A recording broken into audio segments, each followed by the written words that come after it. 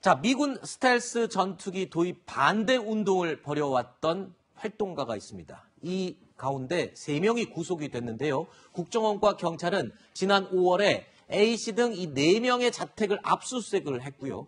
그리고 이틀 전 A씨를 제외한 3명을 국가보안법 위반 혐의로 구속했습니다. 수사기관은 이들이 북한 공작원을 중국에서 수차례나 만났고 또 북한 노선에 동조하는 지하 조직을 결성하려는 지령을 받았다라고 확인을 했습니다. 그리고 약 2만 달러의 공작금까지 직접 받아서 사용한 것으로 의심을 하고 있습니다. 북한은 그동안 우리의 이 F-35A 스텔스기 도입을 지속적으로 비판해 왔는데요. 그 내용 잠시 들어보시죠. 북한함이 평화 번영의 길로 나아가기로 확약한 이상 외부로부터의 전략 자산을 비롯한 전쟁 장비 반입도 완전히 중지되어야 한다는 것이 우리의 주장입니다. 자, 이번 사건에 연루된 사람들은 충북 지역에서 활동하는 시민단체 활동가들로 알려지고 있는데 지금 경찰과 국정원이 발표한 내용만 보면 소위 말하는 간첩활동 사건 아닙니까, 이건? 지금 그렇죠. 지금 현재까지 물론 아직 재판을 받아야 정확하게 네. 혐의를 확정할 수 있겠습니다만, 그러니까 이들이 이제 2019년부터 지금 뒤에 화면에 나오는 F-35A 그 전략자산 같은 경우에는 네. 북한이 가장 두려워하는 무기죠. 제일 싫어하고 레이더에 아예 두려워한다고 잡히질 하죠. 않으니까. 그렇죠. 그러니까 이에 대해서 굉장히 조금 전에 김정은 위원장이 얘기했던 것처럼 이 부분에 대해서 굉장히 예민해하고 있는데 네. 이에 대해서 2019년부터 충청도에서 스텔스기 도입 반대 청주시민대책위원회 활동을 했었고요. 네. 작년까지 계속 해왔고요. 근데 지금 문제는 이게 그냥 본인들의 신념과 이런 것으로 한 게 아니라 북한과 연계되어 있다는 게 지금 현재 나온 상황이고, 네. 심지어 2017년 4월에 이제 그 당시에 이제 문재인 후보였죠. 문재인 네. 대선 후보의 선거대책위원회 특보단으로 임명이 된 적도 있었고, 아, 그래요? 이 시민단체 그리고 회원들이? 5월에 맞습니다. 5월에 문재인 후보 지지선언도 충북도청에서 기자회견까지 열었었기 때문에 네. 지금 사실 굉장히 논란이 좀 커지고 있는 그런 상황입니다. 네. 이번 사건에 연루된 4명 가운데 2명은 심지어 정계 진출까지 시도를 한 적이 있다. 이렇게 지금 경찰이 밝히고 있죠. 그러니까 연루된 사람이 4명이고 구속된 사람이 세 명. 3명인데 그중에 2명이 정계 진출을 시도를 했다는 거고요. 네. 그 한 사람은 2014년 지방의원 그 시의원 선거에 출마를 했었고 또 한 사람은 영장이 기각된 사람이네요. 이 사람은 네. 2016년 4.13 총선 당시 대전에서 무소속 후보로 출마를 했는데 네. 다행인 거는 둘 다 낙선이 됐고 정당 소속이 아니라 무소속 후보로 나갔다는 건데 네. 아무리 평화 무드가 무르익다고 하더라도 그다음에 수사기관의 공안 기능이라든지 국가보안법의 근간 정신은 살아 있어야 되겠다는 생각이 들고 네. 선거 과정에서 각 후보에 대한 검증도 정말 철저하게 이루어져야 된다. 유권자의 검증도 네. 그런 생각이 듭니다. 교수님, 네. 사실 이 간첩 활동, 간첩 이런 말은 사실 저도 아주 오래전에나 사용했었고 그때나 어울리는 것이 아닌가 했는데 지금 2021년도에 와서 간첩 활동 얘기를 한다는 것 자체가 약간 좀 느낌이 이상할 정도입니다. 그런데 글쎄요, 물론 지금 조사가 다 돼야 되겠지만 이 4명은 혐의 자체를 다 부인하고 있다면서요? 현재는 그러고 있어요. 혐의를 부인하고 있기 때문에 명확하게 이 사람들이 간첩이라고 지금은 얘기할 수 없지만 네네. 국정원에서 조사를 해서 어느 부분이 타당성이 있어서 이런 얘기를 했겠죠. 근데 본인들의 주장을 제가 전해드리면 변호인 측에서 이렇게 얘기하고 있어요. 이제 중국에 가서 그 공작원을 만나서 돈 2만 달러를 받았다는 게 이제 주 내용이거든요. 네. 근데 거기에 대해서 택시나 식당과 같은 공개된 장소에서 북한 공작원을 만났다는 게 말이 되느냐?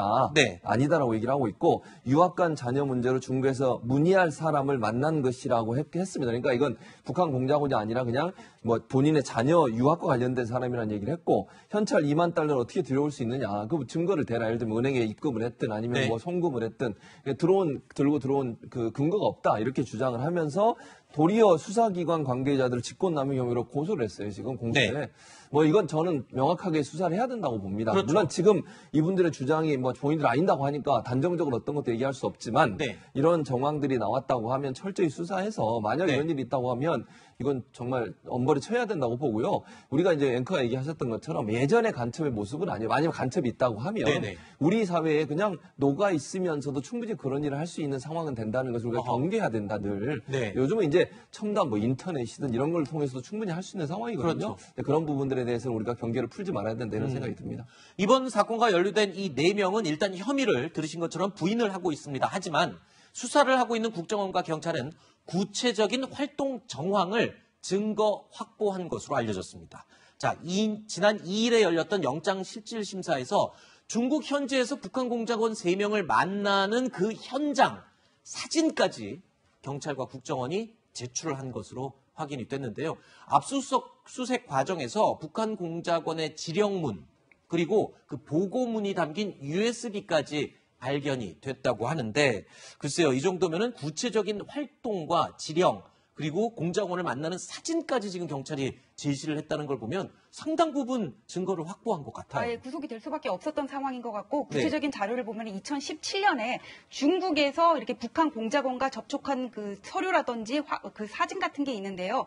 거기는 지령문, 보고문 같은 것이 있고 김일성 주석에 대한 충성 서약문. 근데 왜 김일성 주석이죠? 지금은 김정은 위원장한테 충성을 해야 되지 않을까 문득 그런 생각도 드는데 그리고 그 USB에는 F-35가 도입되니 주민들과 반대 활동을 전개하라 그런 지령문이 담겨 있었다고 해요. 네. 중국 단둥 가보셨어요? 거기 보면 북한하고 이렇게 압록강 줄기 하나로 이렇게 마주보고 있는데 단둥에 보면 북한 사람들 되게 많거든요. 그래서 마음만 먹고 누군가 이렇게 접속을 주선하면은 충분히 만날 수 있는 그런 환경이 돼요. 네. 아마 그런 루트를 통해 가지고는 2만 달러 비자금을 전달을 받고 지령문을 받았을 것 같은데 또 여기 보면 이 사람들이 국내 인사를 말레이시아에서 만나서 1만 8천 달러를 활동금 명목으로 건넸다는 사실도 있다고 하는데 네. 이 국내 인사가 누구인가까지 밝혀져야 될 것 같습니다. 네. 자, 이 북한이 이렇게까지 스텔스기 도입에 반대하는 이유 저희가 무기 전문가에게 물어봤습니다. 한번 들어보시죠. 세계 최고의 최첨단 스텔스 비행기라 그러거든요. 적의 그 레이더를 포함한 항공망에 걸리지 않는다는 건데 이 F-35 비행기 같은 거 만약에 평양 상공에 나타나면은 항공망 레이더에는 거의 그 참새 모양으로만 점이 찍혀 있고 어마어마한 갱음 소리만 들리고 실체를 식별할 수 없으니까 막을 수가 없는 거죠. 그러니까 그 북한이 모든 노력을 다해서 준비한 북한의 최첨단 화생무기 이런 것들을 쓸 수 없기 때문에 북한이 예민하게 반응하는 거죠. 특히 김정은 위원장이 가장 두려워한다는 쪽집게 타격, 이른바 참수작전, 뭐 이런 데 동원되는 대표적인 무기가 이 F-35A 스텔스 전투기인데요. 그런데 이들 시민단체들이 활동을 하면서 글쎄요, 직접적으로 연관을 지을 수는 있을지 모르겠지만 실제로요, F-35A 도입 예산이 지난해에 이어서 올해도 계속 감소가 되고 있다는 겁니다.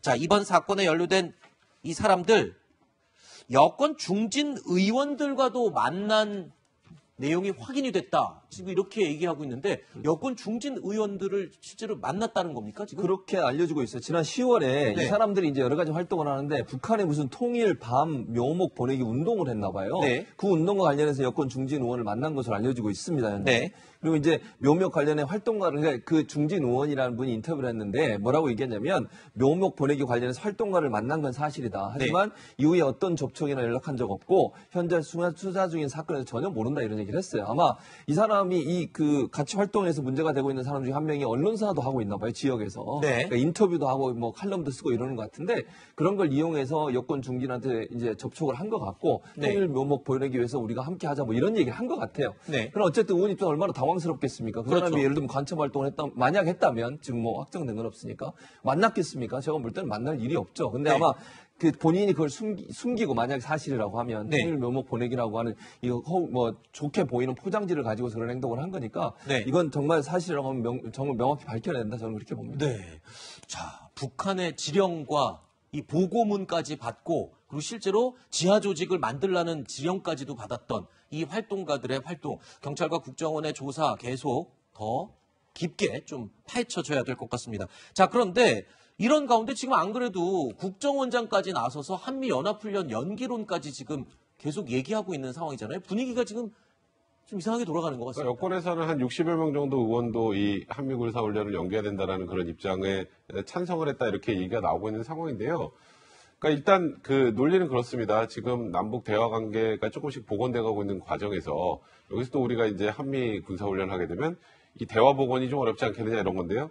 그럼 앞으로 대화 복원되고 다시 훈련하면 또 뭐라고 안 하겠습니까? 그렇죠. 똑같습니다. 이건 결국 김여정 부부장이 한번 이와 관련해서 얘기를 하고 나니 결국 지금 예정돼 있던 이 한미 군사훈련을 연기하느냐 마느냐 논란이 되는데 그러면 이거는 지금 이번에 연기를 하면 앞으로 할 때마다 계속 이런 논란이 생길 수밖에 없어요. 이거는 좀 두 개는 투트랙으로 별개로 생각해야 될 것 같고요.